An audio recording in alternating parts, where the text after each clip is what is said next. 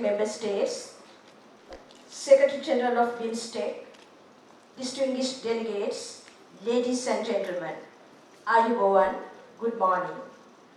On behalf of the Ministry of Foreign Affairs of Sri Lanka, I need to extend our sincere appreciations to all the delegates of the Member States for their distinguished delegates.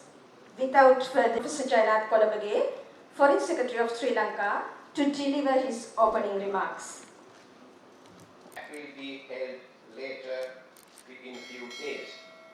I wish to express our sincere appreciation to the Secretary General and the staff of BIMSTEC Secretariat for the great support and cooperation extended to Sri Lanka during. I thank the Secretariat for the excellent work in the preparation of the documentation and invaluable assistance in organizing this meeting as well as the ministerial meeting and the summit. I assure you that Sri Lanka will continue to remain engaged on matters relating to BIMSTEC agenda beyond our meetings in Colombo. Excellencies, the Bay of Bengal has today taken center stage in international politics due to its economic and geostrategic importance. It is the largest body of water called a bay in the world, with a surface area of 2.6 million square kilometers, occupying the northeastern part of the Indian Ocean, bounded on the west and northwest by India, on the north by Bangladesh, and on the east by Myanmar and the Andaman and Nicobar Islands of India. Its southern limit is a line between Sangamakanda in Sri Lanka. From ancient times to Middle Ages, Arab traders and seafarers flocked to these ports across the Arabian Sea.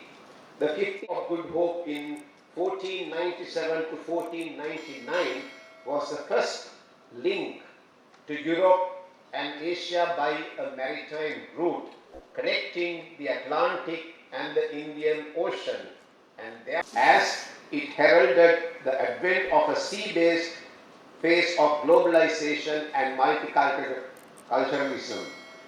Tigama's discovery of a maritime route to India opened the way for an age of global imperialism and enabled Portugal to establish a long-lasting colonial empire stretching from Africa to Asia.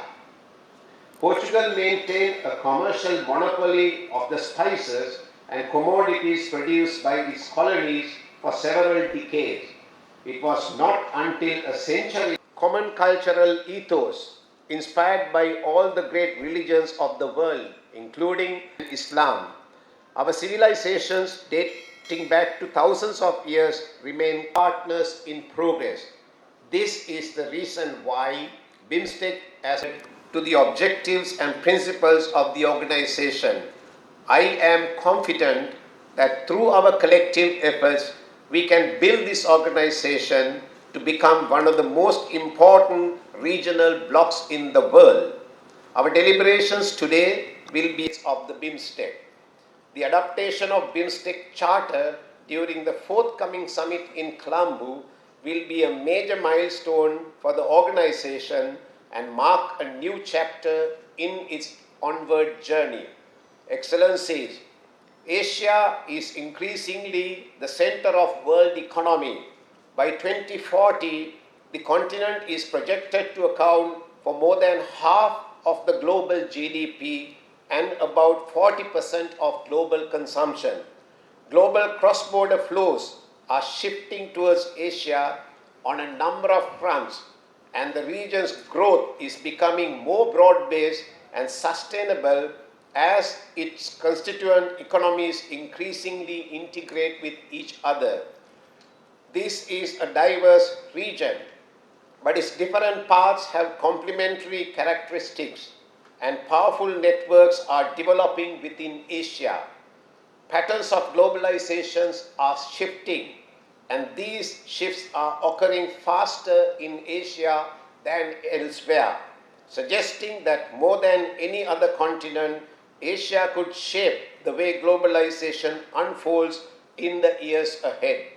BIMSTEC member states account for a significant part of the world economy, with economic powerhouses such as India and Thailand, as well as emerging and growing economies such as Bangladesh, Nepal and Myanmar and Sri Lanka.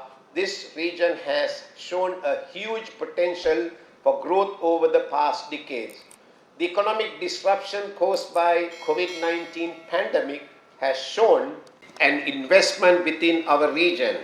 To this end, I would like to emphasize that the Secretariat should take stock of the current impasses in the trade and investment work in the BIMSTEC and ensure that this agenda item remains at the forefront of this organization.